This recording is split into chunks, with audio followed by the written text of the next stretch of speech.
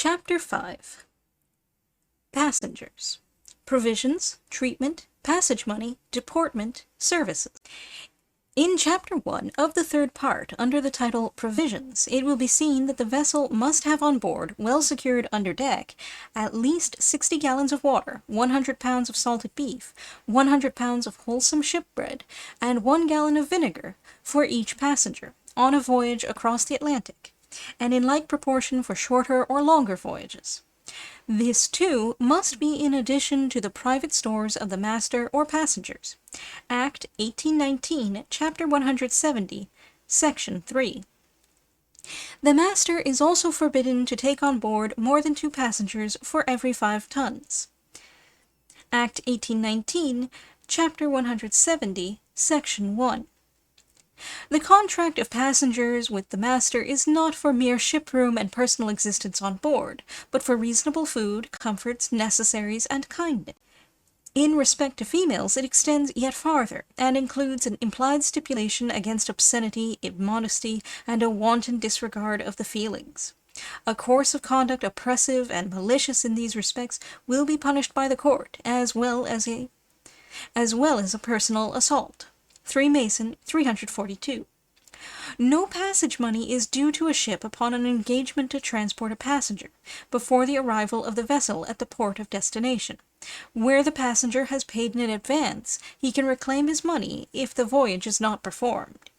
If a voyage is partially performed, no passage money is due, unless the expenses of the passenger, or the means of proceeding to the place of destination, are paid or tendered to him, in which case passage money in proportion to the progress in the voyage is payable. 1 Pet Ad 126. A passenger must submit to the reasonable rules and usages of the ship. He has no right to interfere with its discipline and internal regulations. Indeed, in a case of necessity and for the order and safety of the ship, the master may restrain a passenger by force. But the cause must be urgent, and the manner reasonable and moderate. In case of danger and distress, it is the duty as well as the interest of the passenger to contribute his aid, according to his ability, and he is entitled to no compensation therefor. He is not, however, bound to remain on board in time of danger, but may leave the vessel if he can. Much less is he required to take upon himself any responsibility as to the conduct of the ship. If therefore he performs any extraordinary services, he becomes entitled to salvage. 2 B&P 612, 1 Pet Ad 70, 2 Hag 3. Passengers in England.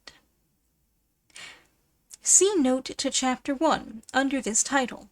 The time when the passage money becomes due will depend upon the contract made, or the established usage. It appears that in West India voyages, the passage money is paid before the commencement of the voyage, and is not to be returned, although the voyage is defeated. 4 Campbell, 241, and C. 8 Carr and P. 392.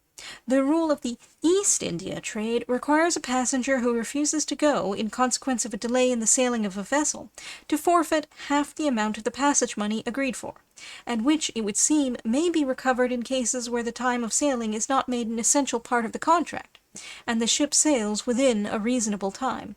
5 Carr and P. 569. A passenger who is on board in time of danger is bound, at the master's call, to do works of necessity in defense of the ship if attacked, and for the preservation of the lives on board. 3 Boss and Pull, 612. Yet as he may lawfully, except under peculiar circumstances, depart the ship, should he voluntarily remain, at the risk of his personal safety, to assist her in her distress, he may be entitled to remuneration for his services. 1 Rob Ad Rep. 285, 306. 3 Rob Ad Rep. 292. Abbott on Shipping, 6th edition, 189.